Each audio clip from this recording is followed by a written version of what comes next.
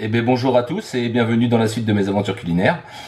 Aujourd'hui, on va parler d'un plat de Franche-Comté, plus précisément de Haute-Saône, mais bon, on le trouve un peu partout, mais c'est plus la Franche-Comté. C'est quoi la Franche-Comté? Eh bien, c'est quelques départements, exactement 4. La Haute-Saône, le Doubs, le territoire de Belfort et le Jura. Même si aujourd'hui, en effet, elle a été rattachée à d'autres choses, il y a un autre nom de région, mais je préfère rester sur la Franche-Comté, on dit les Francs-Comtois. Et puis voilà, c'est comme si, en effet, la Picardie, aujourd'hui qui n'existe plus, qui s'appelle les Hauts-de-France.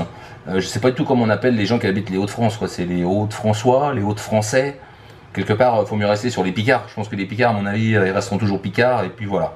Donc je vais reprendre la caméra et je vais vous montrer un peu de quoi il en retourne. Donc voilà, donc vous avez à peu près tous les ingrédients. Vous avez des pommes de terre. En règle générale, il faut prendre des pommes de terre de type Binch. Celle-là, je ne sais pas d'où elles viennent, mais bon, ça fera l'affaire. Vous avez donc la fameuse saucisse de Montbéliard qui se trouve ici. Et celle-ci est au cumin, donc un goût différent de la nature, mais franchement très très bon. Vous avez quoi d'autre? Donc on a dit pommes de terre, on a dit saucisse de Montbéliard.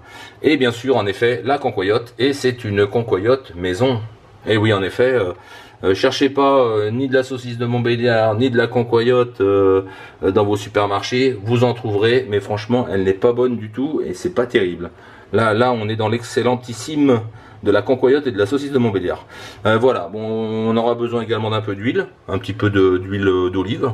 Ouais, de l'huile normale ça fait l'affaire, du gras de canard ça peut être sympa, d'un bol dans lequel on mettra la concoyote au micro-ondes pour la faire ramollir et qu'elle devienne un peu liquide, que l'on mettra sur les pommes de terre.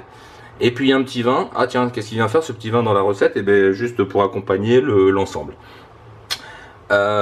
Juste pour information, la concoyote, elle provient de la crèmerie qui s'appelle plus exactement la fromagerie, que l'on trouve avenue de la République à Lure. Lure étant la préfecture de la Haute-Saône. Je vais me faire engueuler si je me trompe. Ensuite, donc la saucisse de Montbéliard, maison également, elle provient de la maison Ménétrier, qui s'appelle aujourd'hui Au Gourmet-Luron, que l'on trouve également à Lure et également avenue de la République. Comme ça, vous faites vos courses, vous avez tout. Que dire d'autre? L'huile d'olive, elle vient de la maison des olives, elle vient d'Espagne. Donc le jour où il y aura des olives en Franche-Comté ou en Haute-Saône, on le saura. Et puis le vin, à la rigueur, vous prenez ce que vous voulez. Là, j'ai pris un petit Vaqueras, un grand vin du Rhône qui je pense va pas être très mauvais. Je sais pas si j'ai dit le bol, le bol sera pour mettre la concoyote au micro-ondes, mais ça je l'ai peut-être déjà dit. Et puis voilà, je pense que c'est pas mal. Vous aurez besoin de quoi?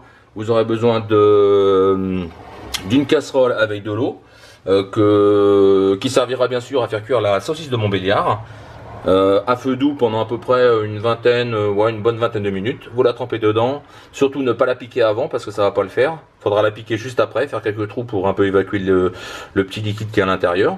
Donc voilà, ça sera nickel. Et par contre, ce qui est important, c'est le fait-tout en fonte. Si vous n'avez pas ça, vous êtes foutu. Vous pourrez pas faire les pommes de terre. Donc je l'ouvre.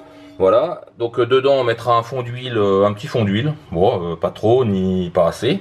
Voilà, un petit fond d'huile. Les pommes de terre, on les coupera en frites. Donc c'est important, c'est de les couper, déjà c'est de les éplucher, tant qu'à faire c'est pas mal. De les couper en frites, que l'on mettra donc dans le fait-tout en fonte. Et puis ensuite qu'on laissera cuire un petit moment, etc. en les remuant.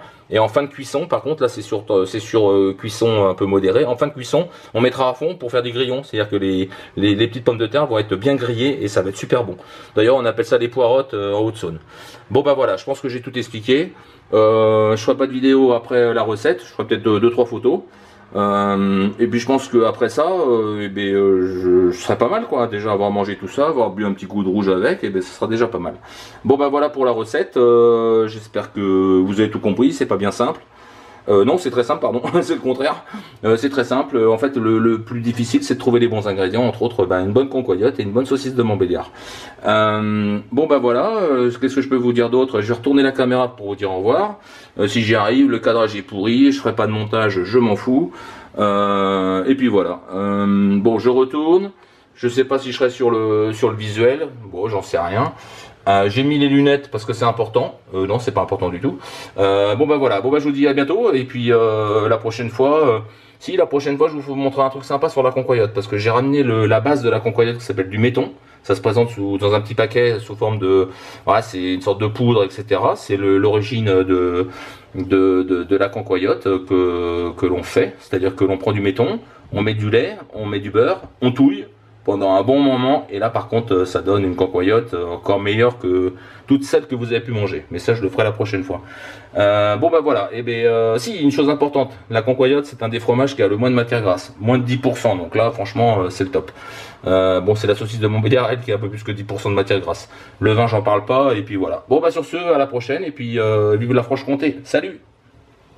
Et maintenant, j'appuie sur le bouton pour éteindre la caméra. Et c'est le bordel parce que vu comment je tiens le truc, je sais même plus où est le bouton. Allez, ciao à tous, salut!